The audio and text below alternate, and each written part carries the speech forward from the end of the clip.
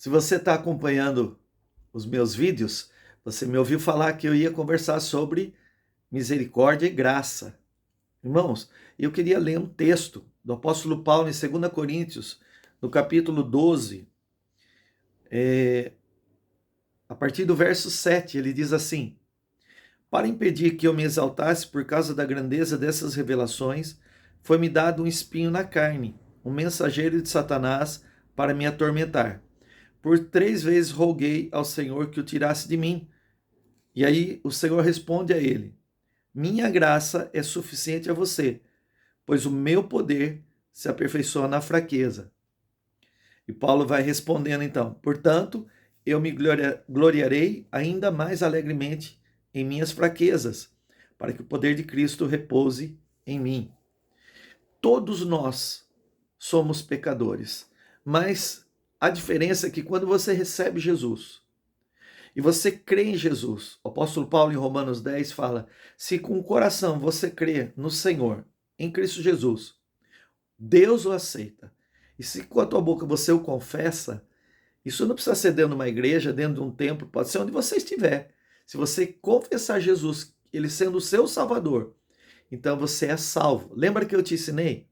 Salvação vem do sozo, que significa salvação eterna, do meu ser espiritual que é eterno. Também cura para o meu físico e emocional e libertação das trevas. O Senhor nos tirou das trevas e nos transportou para o reino do Filho de seu amor, que é Cristo Jesus. Então, quando você crê no Senhor Jesus, você é justificado pela graça, e não por obras, e não por aquilo que eu possa fazer, mas por tudo aquilo que Jesus fez na cruz. A obra de Jesus na cruz foi uma obra substitutiva. Então, quem merecia a cruz é o pecador, porque aquilo era um tribunal. Então, foi lido a sentença das minhas acusações, e a palavra diabo significa o acusador. O acusador pegou, né, todas as acusações que ele tinha contra a minha vida, e ele expôs, e ele disse: por causa dos pecados do Jefferson, então ele merece morrer. Lembra que eu te disse, irmãos, que a transgressão tem uma consequência, e no caso do pecado é a morte. O salário do pecado é a morte, mas o dom gratuito de Deus é a vida eterna em Cristo Jesus.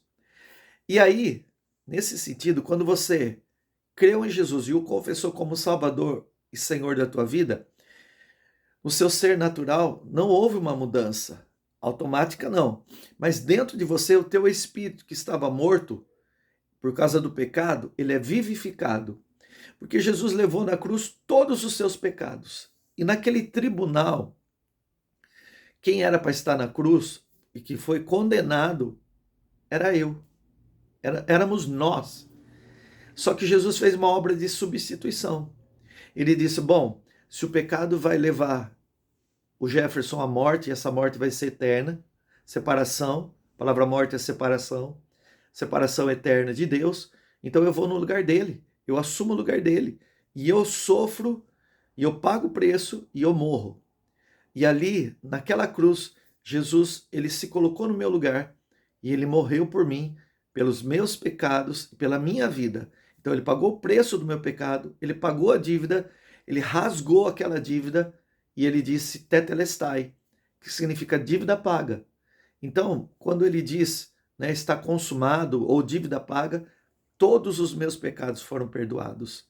E eu preciso me apropriar dessa verdade. E aí, irmão, que entra duas verdades fundamentais: misericórdia e graça de Deus.